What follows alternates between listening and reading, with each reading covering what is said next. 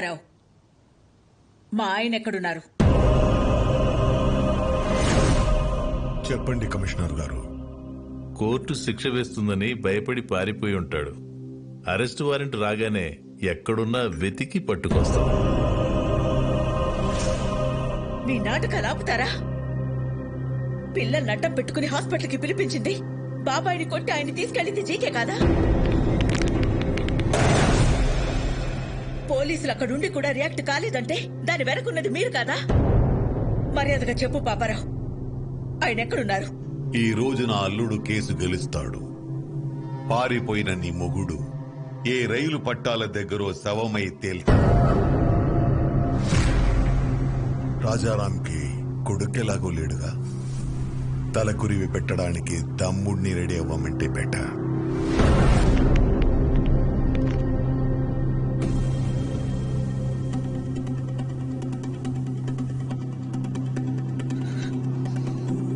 నువ్వేం చేస్తావో ఎలా చేస్తావో నాకు తెలీదు. కోర్టులో నీ కోసం ఎదురు చూస్తూ ఉంటాను. ఆయన ఎక్కడున్నా సరే 10:30కి హైకోర్టుకి తీసుకురావాల్సిన బాధ్యత నీది. ఆయన కేసులో ఓడిపోయినా తట్టుకోగలను, కానీ పారిపోయారన్న నిందని మాత్రం నేను భరించలేను.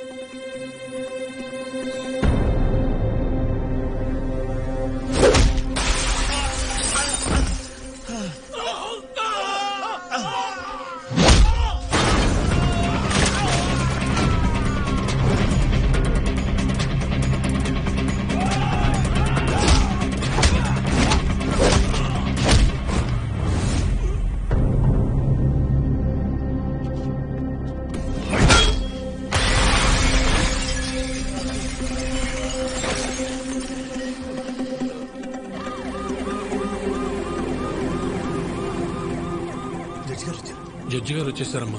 రాజారాం గారు ఇంకా రాలేదు. నాకేదో భయంగా ఉంది. మీరు భయపడొద్దు, ఆయన వస్తారు. వాడు ఆయన్ని టైంకి తీసుకొస్తాడు.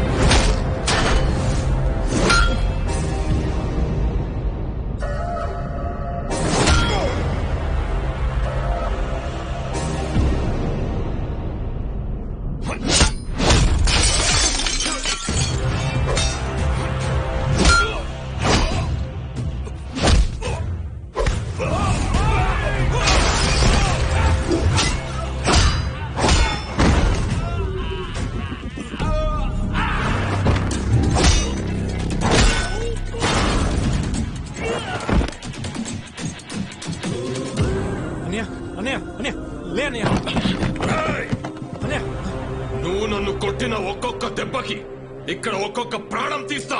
రారా,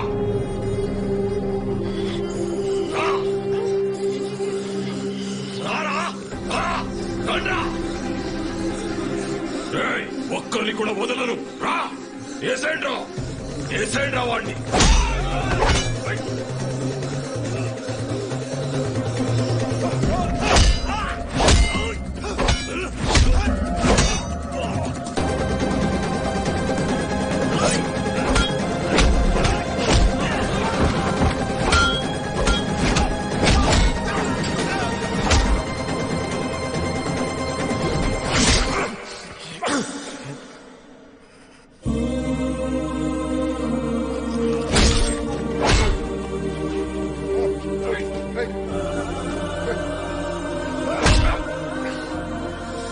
ఇదిగో లాయర్ గారు, రాజారాం కోసం వెయిట్ చేస్తున్నారా? ఎందుకండి టైం వేస్ట్? హలో మేడం, పారిపోయినాడు ఎక్కడి నుంచి వస్తాడు? వీళ్ళు ఓవర్ యాక్షన్. లాయర్ ఇప్పుడు కాపాడరా పిల్లల్ని, నీ అన్నయ్యని. నా ప్లాన్స్ కి ఎన్నిసార్లు ఎదురు దెబ్బ కొట్టావురా? మీ అన్న ఇంటి మీదకు బీహారోళ్లను పంపిస్తే వాళ్ళని పరిగెత్తించి కొట్టావు.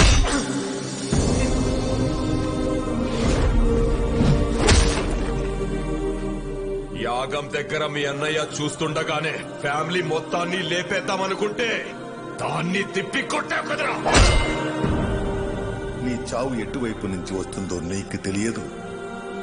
నేనుండగా మా అన్నయ్య ఫ్యామిలీలో ఒక్క చిరునవ్వు కూడా దూరం కానివ్వను అని నాతో ఛాలెంజ్ చేసి ఆపేసిన పెళ్లిని దగ్గరుండి చేసా.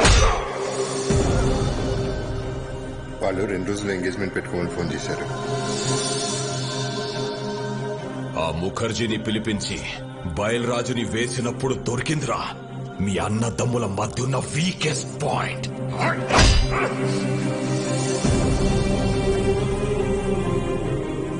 కాపాడరా, ఇప్పుడు కాపాడు.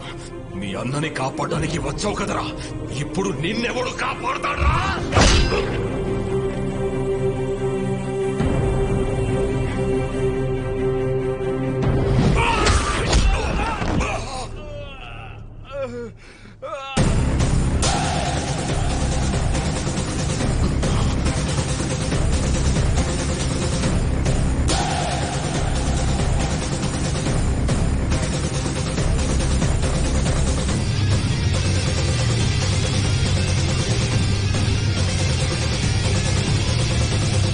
నువ్వే కరెక్ట్ విక్కీ.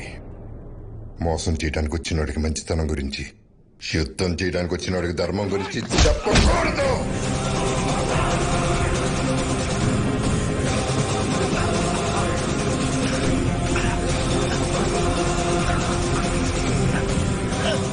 చంపేస్తారా?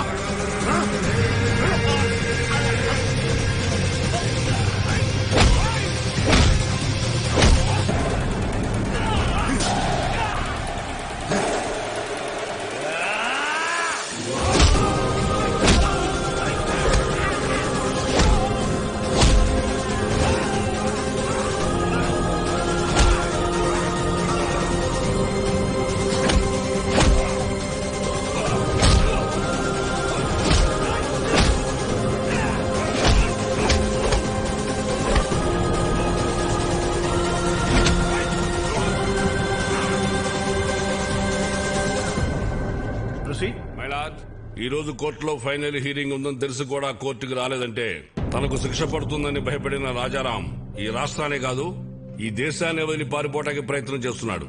హలో, రాజారాం ఇంక రాడమ్మా, పారిపోయాడు. ఇంకా నువ్వు బ్రేకింగ్ న్యూస్ ఇచ్చుకో.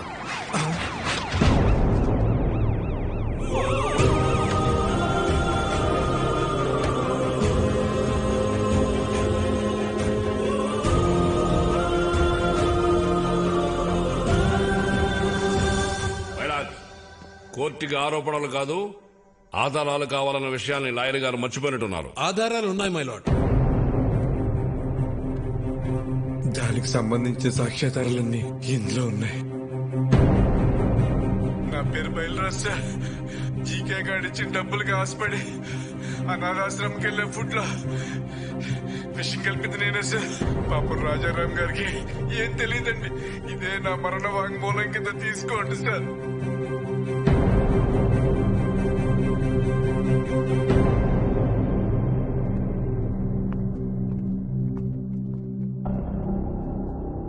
మై లార్డ్, నా పేరు మహేష్. జీకే ఫుడ్ కంపెనీలో నేను ఫుడ్ సైంటిస్ట్ గా పనిచేశాను. ఆ ప్రాసెసింగ్ యూనిట్ నుంచి వచ్చే ప్రతి ఒక్క ప్రోడక్ట్ కల్తీయే. ఆ ఫుడ్ ప్రోడక్ట్స్ లో కలుపుతున్న కలరింగ్ ఏజెంట్ కూడా కల్తీ. వీటన్నిటి గురించి నేను ఒక రిపోర్ట్ తయారు చేసి ల్యాబ్ కు టెస్టింగ్ కి పంపిస్తే ఆ రిపోర్ట్స్ ను కూడా మ్యానిపులేట్ చేశారు. వాళ్ళని వీళ్ళే బెదిరించి కంట్రోల్ చేస్తున్నారు మై లార్డ్. అంతేకాకుండా నన్ను నా ఫ్యామిలీని చంపుతామని బెదిరించారు మై లార్డ్. మై లార్డ్, ఇదంతా నా ప్రాపర్టీ కాపాడుకోవడం కోసం, షేర్ వాల్యూ పెంచుకోవడం కోసం, నా బ్రాండ్ ఇమేజ్ పెంచుకోవడం కోసం చేయట్లేదు. మన కోసం, మన పిల్లల కోసం, రాబోయే జనరేషన్ కోసం ఈ ఫైట్ చేస్తున్నాను. నాకు అలా అనిపించట్లేదు రానారు. ఈ రాజారాం గారు తన కాంపిటీటర్స్ అయిన జీకే గారి మీద పర్సనల్ రెవెంజ్ తీర్చుకుంటున్నట్టుంది. ఏం సార్ పర్సనల్? జీకే ఫుడ్స్ తిన్నందుకు 100 మంది పిల్లలు క్యాన్సర్ బారిన పట్టడం పర్సనలా, లేక ప్రశ్నించడం పర్సనలా? మిస్టర్, మీరేమైనా చెప్పాలనుకుంటే బోన్లోకి వచ్చి చెప్పండి. My lord, what we eat is what we are. మనం ఏం తింటామో అదే మనం. ఇవాళ తల్లికి పాలు పట్టడానికి మెడిసిన్స్ ఇవ్వడం దగ్గర నుంచి పిల్లలు చాలా ఇష్టంగా తినే బిస్కెట్స్, చాక్లెట్ సిరప్స్ నుంచి పిజ్జాస్, బర్గర్స్ వరకు కల్తీ అంత ధైర్యంగా చేస్తున్నా తెలుసా sir? Nature identical flavour substance, thickness, preservatives, ఎమల్సిఫైర్స్ అని చిన్న చిన్న అక్షరాలతో వాటికి సంబంధించిన నెంబర్స్ తో సహా ప్రింట్ చేసి మరీ అమ్ముతున్నారు సార్. ఈ ప్యాకేజ్ ఫుడ్, ఫాస్ట్ ఫుడ్ తినడం వల్ల మన ఒంట్లో బ్లడ్ కాదు సార్, కెమికల్స్ రన్ అవుతున్నాయి. జనాల ప్రాణాలతో ఆడుకునే ప్రతి కంపెనీ మూతపడేలా కల్తీ చేస్తే మరణ శిక్ష పడుతుందని భయం వచ్చేలా గవర్నమెంట్ చట్టం తీసుకురావాలి సార్. లేకపోతే దేశంలో యువతరం మన కళ్ళ ముందే ముసల్దైపోతుంది.